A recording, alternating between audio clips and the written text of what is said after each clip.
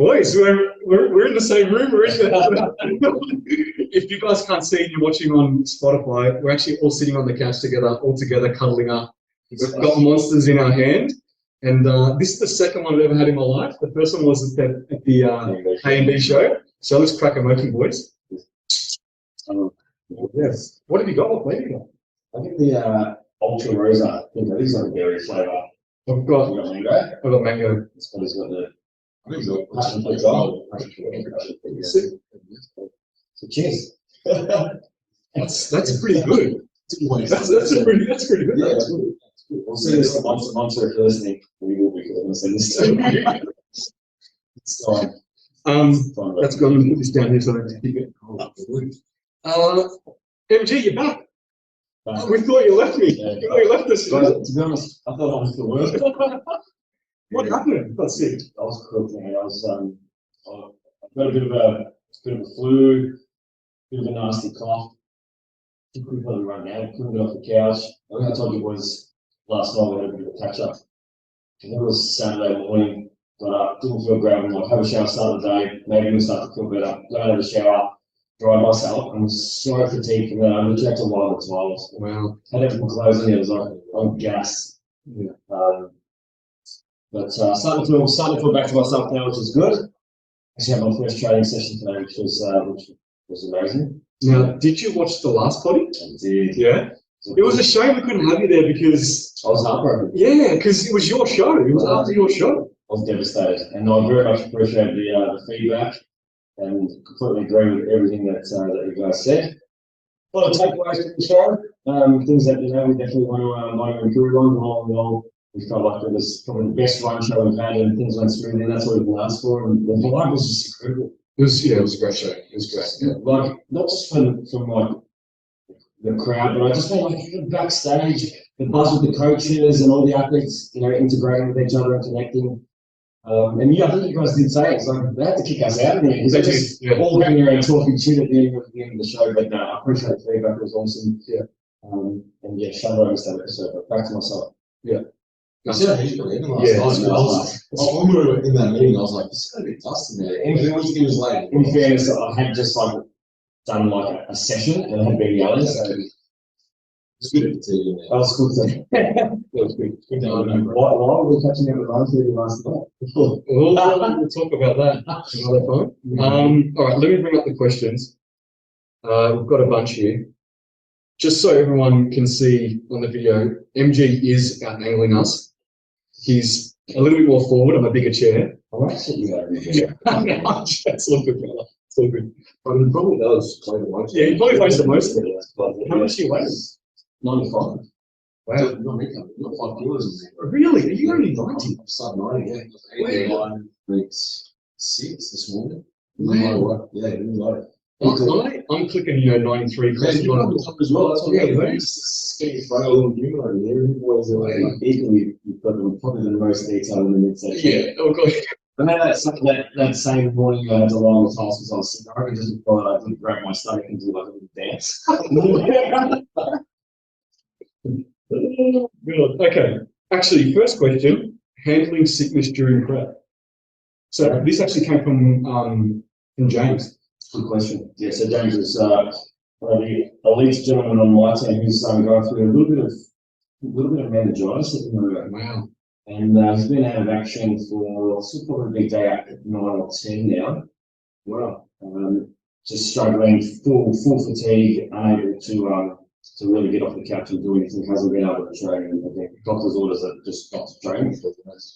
So, similar to me, doing more is not going to get you back any quicker. One of the things that we have done is, from a nutrient perspective, we've actually bumped protein up substantially. Just as a little bit of a safeguard, not that that's going to be the magic solution, but just to try and preserve as much tissue as possible. But absolutely, bed rest is just really main instruction, and obviously hydration, right? Just trying to get as much water in, trying to get as much rest in, and just have to sit out there. Yeah, I've had people in my team that have been sick recently too. Same thing. Prioritize your health. That's all you can do.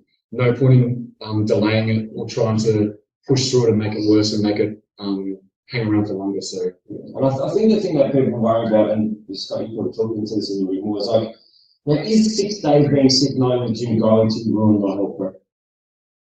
No, not at all. So I think for a lot of people, it's just that I'm gonna fall behind. And when you are, I think it's worse when you're at the back end of prep because you're not able to be objective and just take yourself out of it. And that's why you have a coach to be able to say, you're fine, it's all good. But in reality, was he 22 weeks out or something? yeah, he's got Even if he was 2 weeks out, well, like, he got sick. and I was like, bro, you're fine. Conditioning was there, wasn't a problem. But the problem that you're going to have is if you try and get back too quick and you're just not ready and you're still under a lot of immunological distress, then all you do is elongate it. And instead of it being 4 or 5 days, it becomes 2 weeks. So in this case, it's the same thing. You know, changing protein intakes, increasing smart, hopefully supplementing with some vitamin D3. There's some good literature supporting that, with especially as we're coming into the winter months. But sometimes, you know, like the moment, there's just everyone's cooked at the moment. There's a bit of it going around, and when you do go from a state of, you know, positive energy availability to a suboptimal state of obviously eating less food, potentially, obviously, you can tolerate it, like being sick a bit better when EA is a bit higher. So when you are, you know, a little bit cooked, sometimes bringing up food, but then you also have to factor in that his output's going to be a lot less as well. So his baseline intakes might be say 2,400, but if he's literally not leaving bed, he's probably only expending maybe like his BMR would be like baseline. That's all he's expending energy. So he doesn't need to be consuming the same amount, and then it would just be protein and then foods that hold a high micronutrient profile so that we're still getting in sufficient vitamins and minerals. And again, assuming that he's not deficient in anything, you'd rather just be like a little bit overly cautious, top up on anything that you can. But otherwise, you just have to rest and then just, you know, wait it out. I'd keep probably carbohydrate a bit lower during that time too, simply because you don't really have any need for it from a substrate utilization perspective. Yeah, so just, and the carbohydrates you'll be consuming will be coming from fiber source, so fruit and veg, so that then you're ticking off your vitamin and mineral quota, and then protein high, so that you can mitigate that. But even if it was 2 or 3 weeks, like even if you did lose a little bit of muscle, first week back in the gym, keep protein high, go about business as usual. You know, anything that you may have minutely lost will come back straight away. Because you're still got enough fat mass on your physique to that 22 weeks out. So there you go. So if you're from stress, you're from all months, stay patient, just sit it out.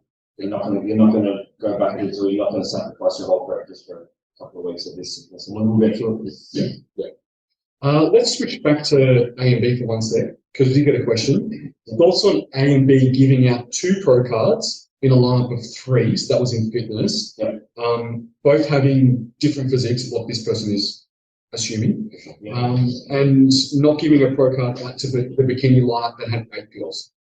So I think the way the question's asked, I think you're probably misinterpreting. I wouldn't be looking at the amount of people in the lab as the determining factor versus where the pro cards are coming from. Anyone who was there in person, first of all, those 3 fitness girls all had insane physiques. There was 3 of them all incredible, right? Conditioning was great, muscularity was great. The judges picked what they picked.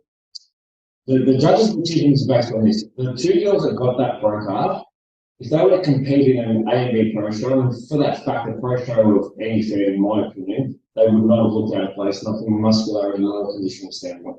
And that's me as a coach saying that. And none of those girls I coach, right? So that's not me being honest anyway. The bikini lineup was also quality, so to take anything away from the bikini lineup, I thought the bikini lineup was phenomenal, and I love the top 3 girls as well. The judges obviously felt there was something that was potentially missing from the winner of that lineup that didn't warrant a pro card in that instance. Doesn't mean that athlete is not pro-worthy. In my opinion, I think she's definitely pro-worthy. I love her physique. I was actually just looking at photos of her before with Trimboli. I showed you some shots that we got from her, and I was like, this is freaking an awesome shot. She's an elite athlete. There was obviously something the judges wanted to see that they didn't on the day, and it's as simple as that. It's got nothing to do with the fact that there were 8 girls in the lineup. It's purely a matter of what the judges were looking for on the day. They saw it and they granted the pro cards. and I think you have to remember as well, pro cards aren't just handed out. They're extremely difficult to acquire. Usually you've got to win a national show. So to be given out at a show like that, it's just obviously goes to show that those athletes were at a level that the judges thought you guys deserve to be competing at the pro standard. Yeah. And I don't disagree with any of that. And again, that's not to say that Kiara's not early. I think she definitely is in that conversation, but if they decided to just, like I said, there's perhaps something that's minutely not quite there. And that would be something, I'm sure you guys probably reached out to us, like, what do we need to do to go that? Yeah, there's things I've discussed with her that I think we definitely need to work on in the off-season as a improvement. That will, next time we want to make it undeniable, that they look at it and they're like, pro, that's what we want to make sure of next time. And there's things that we have already spoken about that we want to work on. So that's that. As for the two fitness girls, as kind of said, both pro-worthy, both amazing physiques. And both very different physiques as well. Yeah, and when we say different, it's like they're both pro-worthy physiques, but one of them had something better than the other, and vice versa, right? So it's what each of them had across their whole physique and across all the markers in the criteria were all pro-worthy. It's just that one had a little bit of this and one had a little bit of that. And that's why they're a bit different, but still across the full criteria, they're all pro-worthy. And using bikini as an example, that winner of bikini, Kiara continues, he will be a pro in the very future. No questions asked. No questions asked. So, and if you look across the lineups, there were pro cards given and there were pro cards that didn't get given for certain classes. You look at male fitness. If you look at Cal's a good example, right? Look at what he presented on the day in terms of muscularity, the level of condition and sharpness in his physique. There was nothing else he could have done to his physique to improve it, right? Other than over the years he's getting a bit bigger, but he presented the right amount of muscularity and his condition was fine. It was pro-worthy. His posing, phenomenal. So there's multiple facets to it. And then if you look at, say, Classic, I know from getting feedback from the judges that the winner of Classic had amazing size, but probably was lagging a little bit in the condition. And I spoke to the competitor backstage after the run about whether he could do nationals, and he's just said they're probably going to shut it down because he doesn't think he's been sharp enough by that time. So he was on full understanding as to why there wasn't a pro card given in that instance. So there's multiple things to think about, but using the amount of people in the lineup is probably not the best way to judge worthiness. Yeah, if you're over that. I think that brings us to our next question was, how do you get a pro card in each of the 90 feds? So let's just cover the three main ones. Let's cover A and B, NBA, and ICN. So A and B. So I'll start with A and B. A and B's a little bit different, where if the judges feel like you are worthy at the state level show, they have the ability to hand pro card out. So some shows there might be multiple, and some shows there might be none. So it's not a guarantee that there'll be pro cards at every event. And then there's obviously the path of nationals, where again, the winners at nationals on judges' merit, not a guarantee. You can win nationals and necessarily not see the pro cards. Yes. So it's a merit-based system, which I personally like, because it means that you can have a top-level physique show at a state show and then a pro status. A bit different in the other feds. Yeah, for NBA, and correct me if I'm wrong, but pro cards are given at national level for the overall winner, right? I think there is also potential pro cards given for overall winners in, say, like a master's class or something like that, but that's based on merit, not an automatic, from my understanding. Also, too, NBA allow pros in other federations to compete in their pro lineups, and if those competitors I think it's either win overall or in top three or based on merit can also receive an NBA pro card. Okay, so there's a little bit different of a system there.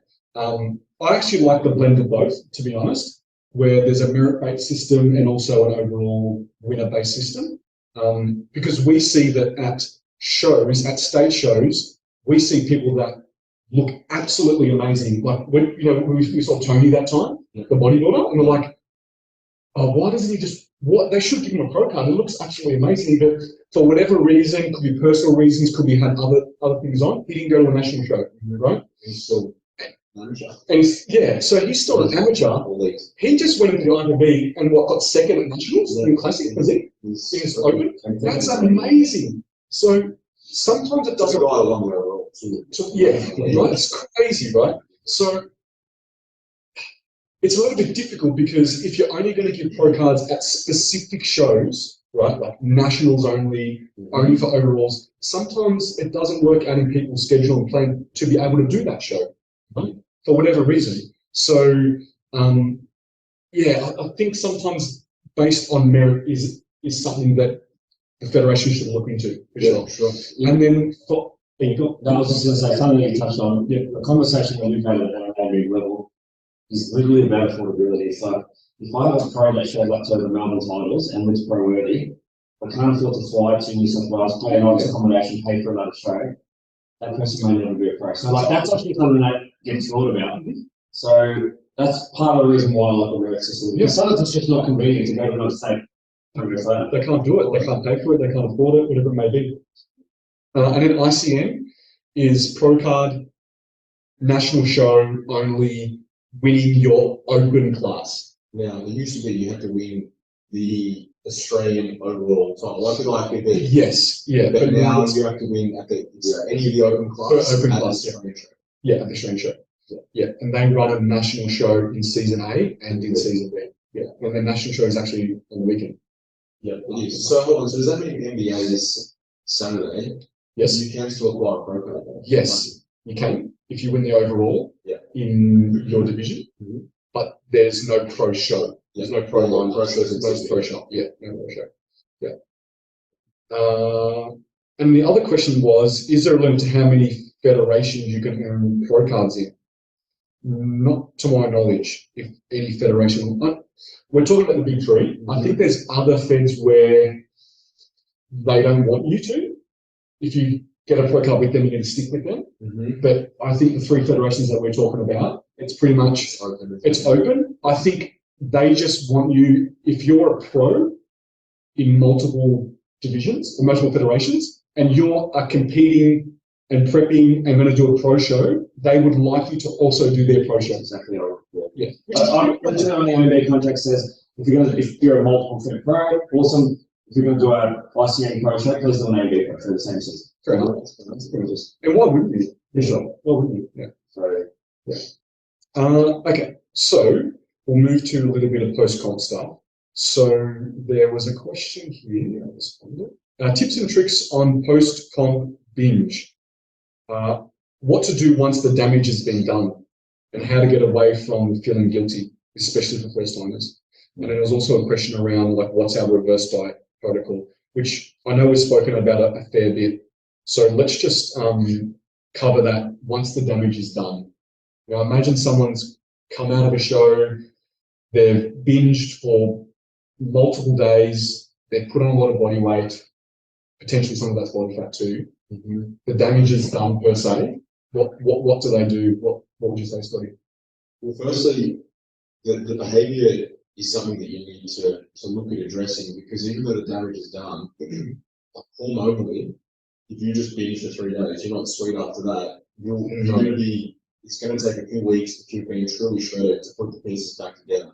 Now, if you're not like super peeled, then from a physiological perspective, a lot of it is just decision, behavior. Like, yes, there's an element of restriction when we do go into a contest prep, but like you should have, like let's say that you've got a bikini competitor, if you were having out of control binges, then I would suggest that it's probably not as a result of you being too lean that physiologically your body's trying to get more food in.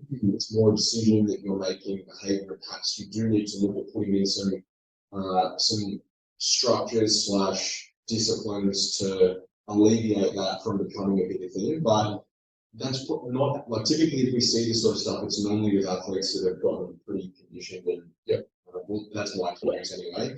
But if that is the case, firstly, as soon as it happens the first time, speak to your coach, don't be ashamed about it.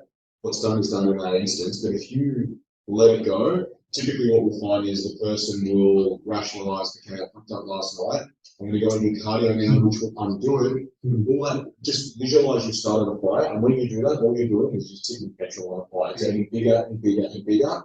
Before you know it, it's fucking out of control and you burn the house down. So when it happens, speak to your coach, address it, and just put in place some disciplines. But this is why we speak about the importance of the recovery diet, putting on some essential fat mass. But Not putting it on via going out for burgers and chips. Instead, eat more of the foods that you're eating, which also taps into the satiation side of it. So you're eating more if you're having pasta or if you're having rice or whatever. Eat more of those foods so that you can top up the volume.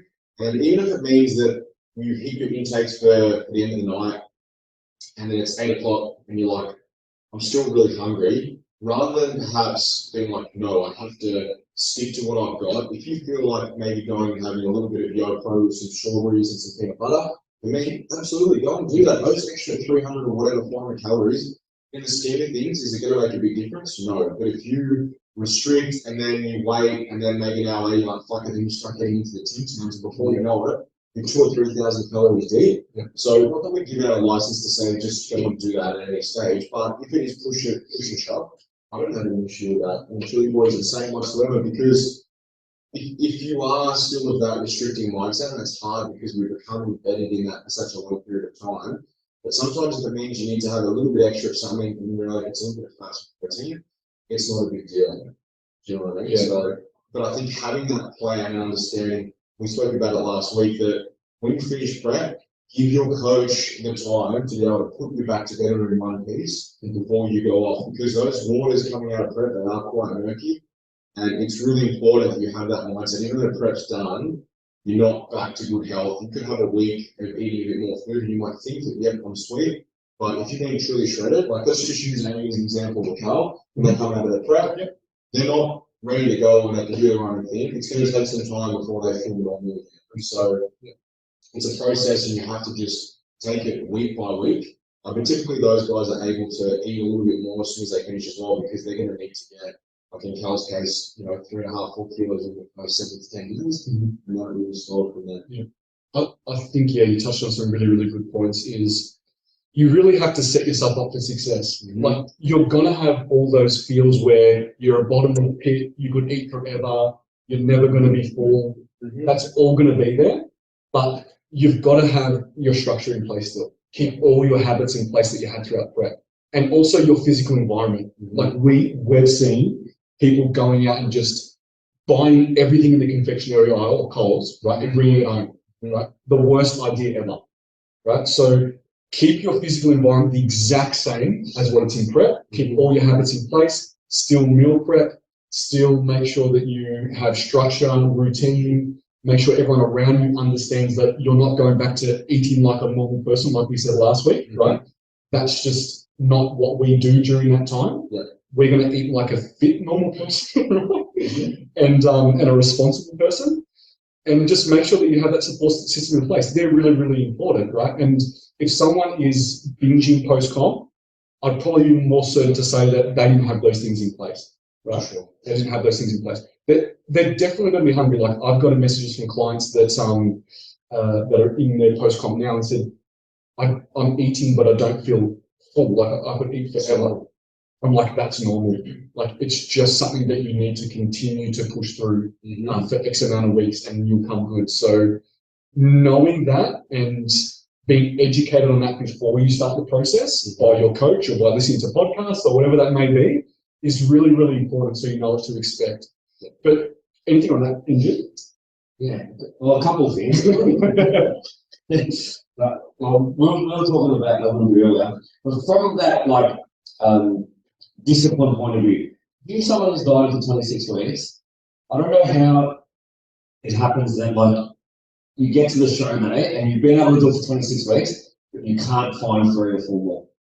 Right? You can, I promise you can. You've done it way harder before. It's just that this show thing's been lifted off of you. So it's like, okay, I've got a little bit more flexibility. And there is a bit of that. But I think a lot of the time, and you and me get heated about this sometimes, not at least we agree, is the environment you touched on. The environment that you're in. And we're setting ourselves and potentially our friends, if your friends competing, up for failure when we start to make it okay to buy things that you can have straight after the show. Or the box of donuts, or the box of chocolates that's waiting for you, or that first dinner, and they've got 5 days of untracked meals planned out in advance. We'll say, let's change the whole methodology of post-comp. Let's make it now that post-comp, You're not buying donuts, you're buying your friends, I'm going to buy my friend a cup of protein. Trimboli came up with the best idea, like, buy your friends a box or a week supply of pre-made muscle meals. Yeah. Because guess what? They don't want to have to weigh everything out. So for a week, here's healthy fit meals for fit people. Yeah. That you don't have to, and you still eat healthy without having to measure shit. Yeah. Like, that needs to be the mindset. But unfortunately, so many hasn't. We need a sponsorship. Okay. Yeah. If I was a competitor coming out of a show after tracking, measuring, managing absolutely everything and cooking, that would be a great gift. Here's 4 days of lunch pre-made meals. You can just scan this, right? And you're still going to eat healthy. Like, that's the kind of attitude that we need to have. So we need to like be resetting it. And also the one thing that I've been seeing a bit of too is like, I think there's a lot of coaches that are not putting enough emphasis into the post-comp diet. Yeah. Or potentially not even having those conversations. Or not even having, I've had people join the team recently where there's barely been a conversation. It's like, I'll leave it to you now. Probably the time when we learn the most. And we said a lot of time, people say the show's done, I don't need the coach anymore. So probably the time you need the coach the most, right? It's honestly the hardest part of the coaching process. For sure. Coaching someone through a prep is easy because they're so motivated, right? There's a why. There's a why there, right? When post-comp comes, that's the hardest to coach someone through because you have to be the bearer of bad news. You have to be the party pooper to tell them they can't go out and they can't even do all these things, right? It needs to wait. So it's honestly the hardest part, and that's when you need the coach the most. Yeah. And that's why sometimes some coaches don't put emphasis on it because they don't want to put in the work. And they don't want to be someone who delivers the shit stuff. Yeah, they don't want to be that person. And also too is then they can't be blamed. They blame you because you binged out for a couple of days. Oh, you stuffed it, man.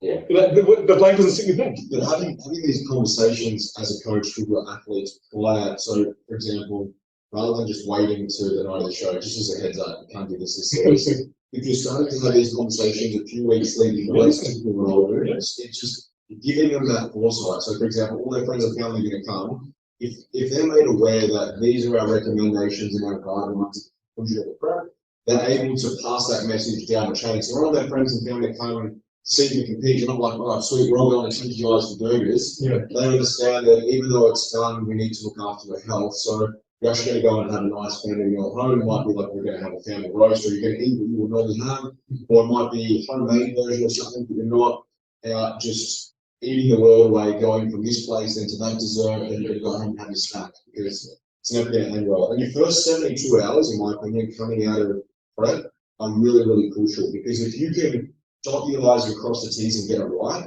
then you're establishing a really good foundation that you can then build off as the days go ahead. Once you've got a week under your belt, it's not so bad, and you're going to feel better a week after your show if you've done everything right than you did the week leading into it. And then once you go a second week and a third week, it only gets better. So if you can get those first few days right, you're going to set yourself up for success. Yeah. Maybe we come up with and roll out to all the fans a minimum standard for 7-day post-comp protocol that they send out in all the athlete registration. You know what? I mean, like, try not to do this, but make sure you do this. Or how about like what you had at your show, right?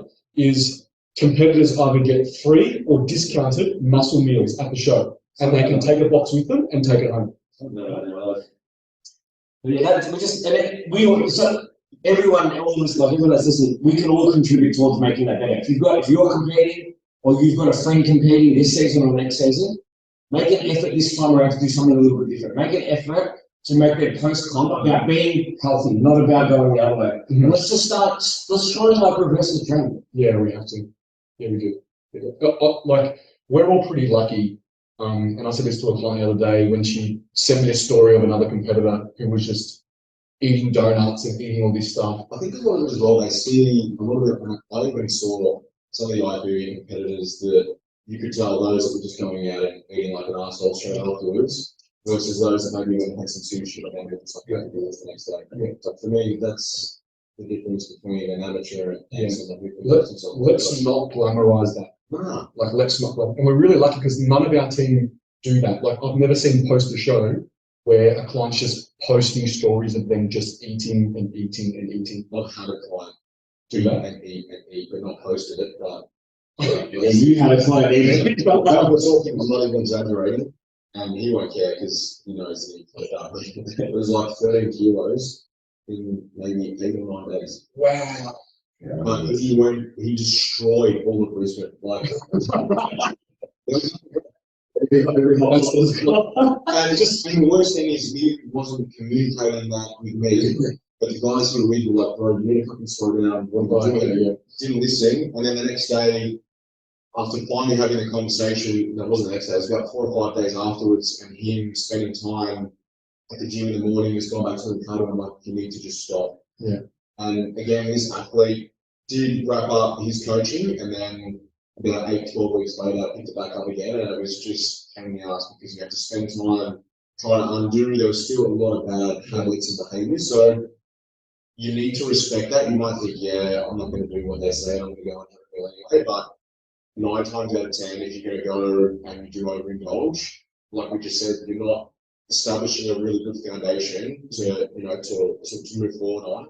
You're laying your house in quicksand, so eventually it's going to sink. One thing we didn't cover in that other question about once the damage is done, what do you do? So like someone like that who gained all that body fat pretty quick, the first thing they're going to want to do is take that body fat off, right? I mean, like, you know, they're going to be like, oh, I feel uncomfortable, I'm so fat, like, when can we do a diet next, right? So tell the people, It's not an option. why you can't do an option. It's not. You just don't. You're going to sit. Yeah. So you're going to sit about. He ended up about 3 weeks later being weighing more than he did when he started his prep. Yeah, and probably less calories. Yeah. 100%. Less plant calories. Exactly right.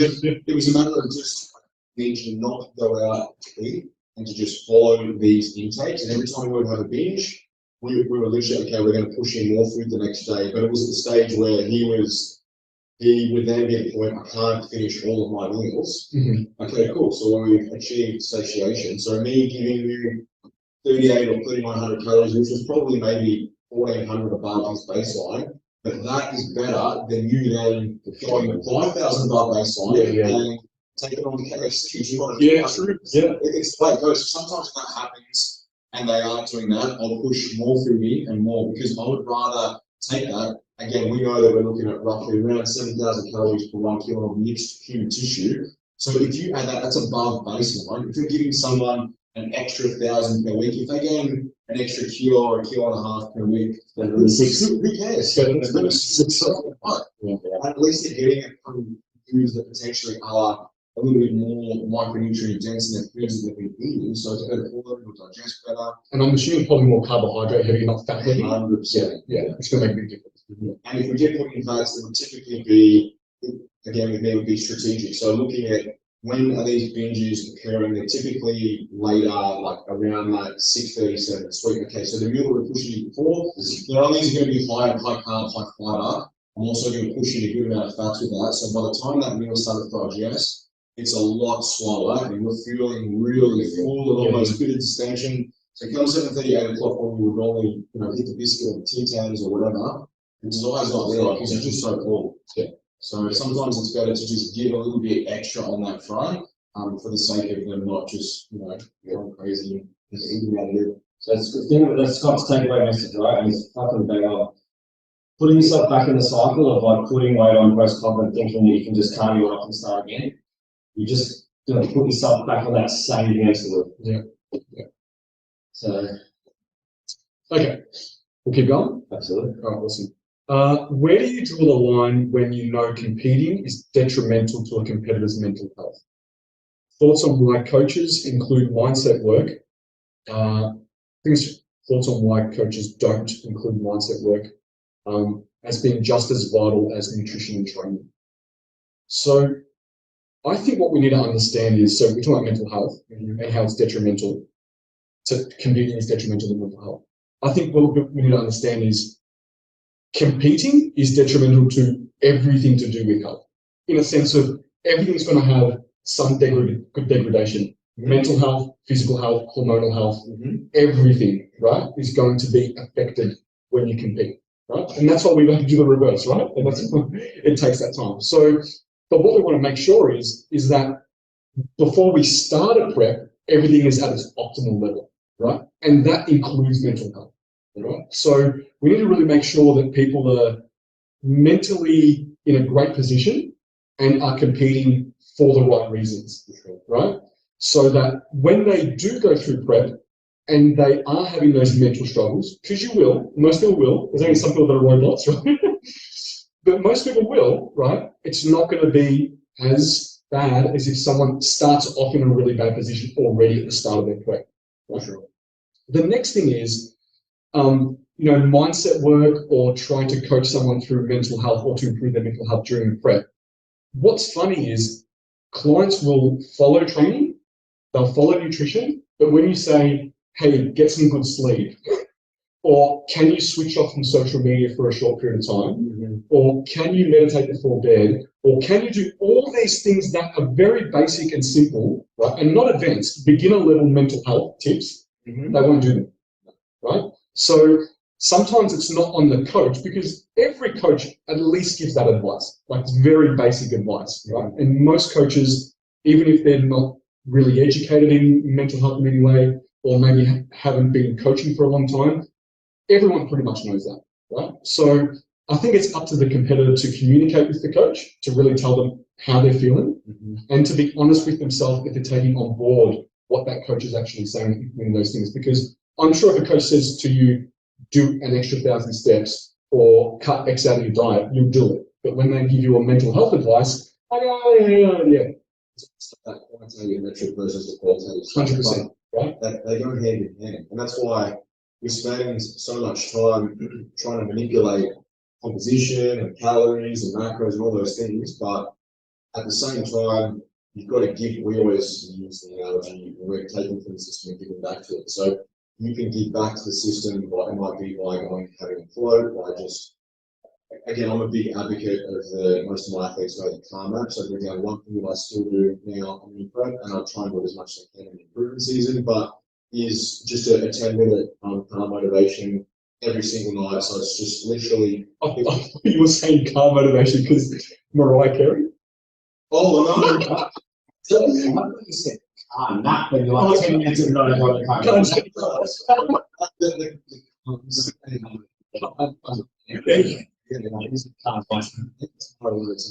Yeah, and so that just puts you in a state of just, you're nice and relaxed. Even if it could be, sometimes it's on the weekend. Like, I'll use an example. My daughter thought it would be cool while I was cooking her food to taste Play-Doh into our upstairs carpet. Right. And yeah, our house is pretty brand new. It's 2 years old. And so I went up and the hubby's like, hey, Big Daddy, it's bad. And I have a look and it's everywhere. And I'm like, it's probably the first time that I was like, I'm really irritable about what you've just done. And I'm like, did you do that? And she's like, yeah, you did. Right. I know that. It definitely would be. So it's one of the things that I was really like, I was like, so I was like, do you know what? And Jared was like, I'm pushing the other room, did calm, whatever, I'm like, right, I'm good to go again. Do you know what I mean? So versus if you don't, that can then snowball and you're irritable, maybe you're a bit snappy with your partner, and this is shitting you for the rest of the day. So giving back to the system or even journaling, there's so many things that you can do. If your coach is advising you to do that, it's for a reason. It's not because it's all airy-fairy, but it definitely makes a difference. And you can tell someone in prep who looks healthy and relaxed. And here's a perfect example. Like the whole time he was asking, hey, feel pretty good. He was just so calm, cool, collected. And that's again because he was prioritizing looking after not just his physical well-being, his mental well-being. Yeah. Well, I think to go back to the start of the question is like, if any coach sees a potential athlete who looks like they're not in a great space, and is willing to put them through a prep knowing that they're not really a coach. And something I talk about to my teammates or to people that I coach all the time is like, work in conjunction with, like, if you've got a psychologist, I feel like no one talks about it. It's a great thing. Don't be scared to go out and get external help and talk to a professional. We don't have degrees in psychology, even though if you speak to a lot of the team members, they laugh and say that we are psychologists. But trained professionals who literally spend their lives helping people with this stuff. So sometimes I'll work in conjunction with the psychologist, but typically if I feel like someone's not in that space to go through a 30-week deficit and their mindset's not there, I just won't let them do it. And if they decide that they want to leave me, I'm okay with that. I'm okay with that. If you're going to leave me because I want to put you through prep because I know that's the right thing for your mental health, Or even that's like, I can hold my head on that. 100%. And even if things start okay, but they tend to head down, murky waters earlier than expected, having those conversations earlier. Yeah, that's what I'm saying. It's not the best time for you. Stage is always going to be there. It's not the end of the world, but at the end of the day, you've got to put your health and well-being first. And having that conversation saying, I'm always going to put you first, even if it means that maybe making decisions that you aren't okay with, in a sense of, we're just going to have to shut this down. It's not the right time. There's nothing wrong with that. If anything, it just shows that your coach cares. Exactly right. Yeah. And I feel like not a lot of people talk about, needing to talk to people about stuff. And it's like, it becomes a bit taboo sometimes. So if you're someone who sees someone or talks to someone, I have in the past, it's fucking super helpful for me. And I've got no problems talking about it. I know some people maybe do, but there are avenues to reach out and get help. And surely, I know if it was us three, but if we're going to coach you and your coach isn't supportive of that, then that's probably a bit of a red flag and stuff. Yeah, it's like, just like with everything, if you've got a niggle or something, as coaches will say, do this stretch, do this movement, whatever. If we don't get it done, if those simple basic things don't get it done, go see a chiro, go see an osteo, go see a physio. Same as mental health, right? Yeah, 100%. We good with that? Yeah. Okay, cool. Someone said, I ask so many questions. How do you three cope with so many of us asking questions? We love it. I love it. I love the fact that you get so many questions. Well, that's the whole point. This is what we're doing, yeah. So ask away. Don't feel like you can't ask. Okay. This is about peak week. No carbs in peak week and dangerous peaking protocols. Seeing more of this on socials and athletes promoting it like it's glamorous. What's with this?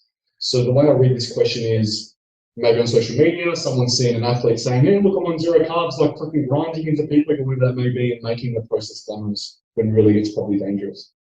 So zero carbs, everyone's nutrition system is going to be bespoke to the individual. Like there's no like a generic. Perfect example, both my guys are doing this weekend. One has been on a lot more food than the other, but one is leaner than the other. So the other one's had to do harder on a really low carbohydrate diet, but a low calorie diet. So it is what it is. Not much you can do about it. That's just where you're at. But again, he's not. Well, I don't think he's glamorizing it. I don't spend a ton of time on socials, but I would have thought he would be. And those that are, I don't know whether it's just optics or trying to appear big or strong or whatever. At the end of the day, if you're truly shredded and you're on low calories or on the days that you're digging, I don't know about you guys, but I wouldn't even be on social media because life is really hard and painful. Yeah. And I've had this conversation with my guys. It doesn't matter whether you're eating 3,000 calories in peak week and you're peeled to the bone or you're eating 1,000 calories. It sucks all the same. It literally and everyone's like, oh, it makes no difference at all because the hunger is still always there. It's low energy availability, yes, but also it's low body composition. Like hormonally, you're so fragile. So at the end of the day, people that if they're glamorizing it, I have personally haven't seen a ton of that, but I don't know. I think it's just typical social media. Someone's just this is the thing. I think like maybe some examples of like I'm saying, like zero carbs again. It's 7 liters of water going in today. So when I see water and electrolytes, that really fucks me off because I'm like, I think we're still really doing that same shit. Yeah, they're doing it, man. Oh man, I gotta show you one that got sent to me. There was like fluid away tablets, like 20 of them a day. When Fonz we went out to prison the other week, I was sitting in the lounge and I actually put together just some things I put on my socials. And I was actually surprised at how many DMs I got from people saying, thank you, this is so good, so beneficial. I'm like, how do people not know this stuff by now? So maybe we should just put a post and just list these are in play, the things that we want to do in the recovery phase, but also the things that you should never, ever be doing in peak week. And if your coach is getting you to load water and manipulate sodium, then this is a blanket statement, but then dumb. Like straight up, they're just dumb. If you guys know this, have you worked with a client and then done their peak week plan, and when you presented something, you're like, oh, is that it? So, like, is there nothing like, it's like, yeah, that's really it. Just like a couple of days of high carbs, keeping your water consistent, nothing like Steps go down. It's almost like people are like this fucking people think that you're going to do what magical hocus pocus and you're going to bestow me. But I think that's what they're saying. It's like, I think I've seen a couple of stories of people's like, yeah, 0 carbs today, day 6 in a row, 7 litres of water going down today before I get in my infrared sauna. Like that type of shit. No, mate. I bet those people doing that stuff are probably the ones equally potentially having those episodes of crash culture. And think about what you're setting yourself up for. If you're promoting and glamorizing the 0 carbs, what do you think is going to be exciting to the project? A lot of carbs. I'm seriously like, think about what you're doing to yourself and what you're setting yourself up for. Try to create some better habits. But I think, it's just this is a social media thing, right? Is sometimes you're just not going to change what happens on social media, and don't let it upset you. There's going to be people that post dumb things, misinformation, and we're not going to be able to correct all of it, right? So, and I've told other coaches this, other clients that are trainers and coaches, and they get upset with, oh my God, you see this post, this person doing this type of exercise, but and I'm just like, you're not going to be able to change it. There's going to be people out there that post stupid stuff. You just make sure that you put the right information out there, right? Mm-hmm. So I think this person, just understand that too, is because from your mental health, with all mental health, getting upset about this stuff doesn't help you whatsoever, and you're not going to change it. So just make sure you do the right thing, you put the right information out there too, and sure you'll get isn't fucking crazy. Yeah, if your coach gives you like a very sort of plainish style pickup train, what about the fucking part? Yeah. Coaches aren't aware how to make certain manipulations. And at the end of the day, we're talking about getting that extra 200%. If something's in good condition, like I would rather, if you don't really know how to, like if you're not trying to just completely top up muscle fibers, really to peak everything perfectly, then just don't do anything. Yeah. Just maybe give them a little bit more food the day before their show and give them exactly the same. Because if they look good when they're flat during the week and they're in the gym and the lighting's good, then by the time they have a tan and they're relaxed and doing a little bit less training, then just do that. Just give them a little bit more food. Slowly bring down their training. Get them to just kick back 2 days before, put a towel on them, pump them up, and set it out there. And they'll still probably look 90%. Versus if you don't know what you're doing, sometimes, essentially you're giving up 90% to chase maybe 2 or 3. You can completely just ruin it. So no hemorrhoid cream, what is it? No fluid tablets, no hemorrhoid cream, no suppositories. No. Man, that was funny. Even at the RCA shows, it was backstage, and there's the amount of vodka in the bottles I saw that over there. I was like, really? Absolutely, man. Multiple, not one, multiple in different quantities. Is that our fault? We joked about it. It wasn't even serious. It was a bottle, but it's definitely happening, bro.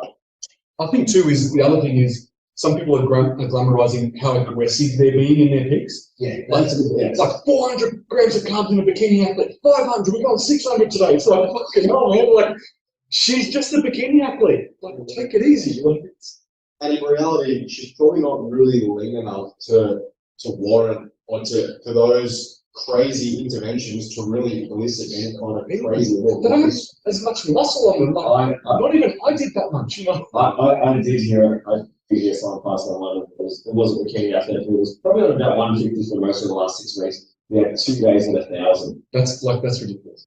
So what you're doing is probably making it fat. Yeah. And potentially just causing some gastrointestinal duress. And this was just a kind of athlete who was not in top level bikini condition. Yeah, it's crazy. It's crazy stuff. Let's wrap it up, boys.